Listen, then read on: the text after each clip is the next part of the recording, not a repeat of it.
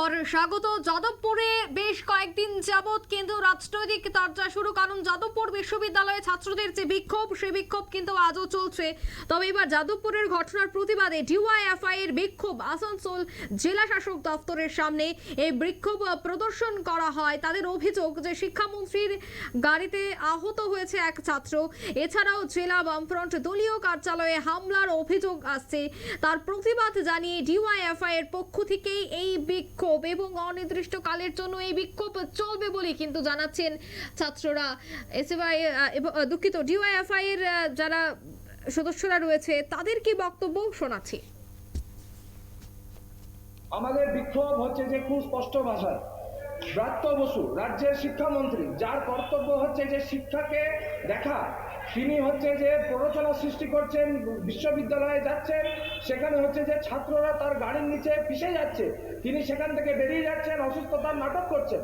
তারপর হচ্ছে যে গোটা জেলা জুড়ে, গোটা রাজ্য জুড়ে তৃণমূল কংগ্রেস এই ঘটনাকে কেন্দ্র করে প্ররোচনা সৃষ্টি করছে। একের পর এক বামপন্থীদের অফিস ভাঙচুর করছে, কলেজে ভয় দেখাচ্ছে যে হচ্ছে যে বামপন্থী মুক্ত কলেজ ক্যাম্পাস করতে হবে, বামপন্থী মুক্ত এলাকা করতে হবে।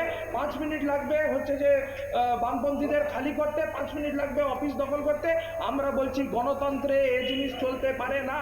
বামপন্থী ছাত্র যুবরা গোটা জেলা জুড়ে যখন হচ্ছে যে অরাজকতা সৃষ্টি হয়েছে, চুরি, কয়লা চুরি, বালি চুরি, লুট চলছে, ক্যাম্পাসগুলোকে নষ্ট করে দেওয়া হচ্ছে, বামপন্থী কর্মীদের উপর আক্রমণ নামিয়ে আনা হচ্ছে, দুর্গাপুরে পার্টি অফিস ভাঙা হচ্ছে, 80 বছরের ঊর্ধ্বে কমরেডদের হচ্ছে যে সেখানে আক্রান্ত করা হচ্ছে, দুর্গাপুরে অভয়ার মিছিল করতে গিয়ে হচ্ছে যে এসএফআই ছাত্র যুবদের উপর বোম মারা।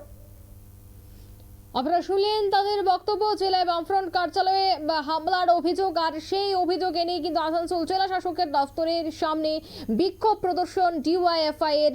যাদবপুরের এই ঘটনার প্রতিবাদেই কিন্তু তারা আবারও বিক্ষোভে নামলো, অর্থাৎ বিভিন্ন বিশ্ববিদ্যালয় তার সাথে কলেজের সামনেও কিন্তু ছাত্রছাত্রীদের এই বিক্ষোভ চলছে এবং এই বিক্ষোভ অনির্দিষ্টকালের জন্য চলবে বলেও কিন্তু জানাচ্ছেন বাম সংগঠনগুলি। তবে যাদবপুর বিশ্ববিদ্যালয়ের যিনি এসএফআই এর নেতা রয়েছেন দেবাঞ্জন দে, তিনি কিন্তু গতকালই বলেছেন যে ধর্মঘটের পাশাপাশি ছাত্রছাত্রীদের এই বিক্ষোভ আগামী দিনেও চলবে। এই মুহূর্তের সংবাদ এই পর্যন্তই। আমাদের পরবর্তী নিউজ এবং আপডেট দেখার জন্য অবশ্যই চোখ রাখবেন শুধুমাত্র নিউজ ভ্যানগার্ডের পর্দায়। ধন্যবাদ।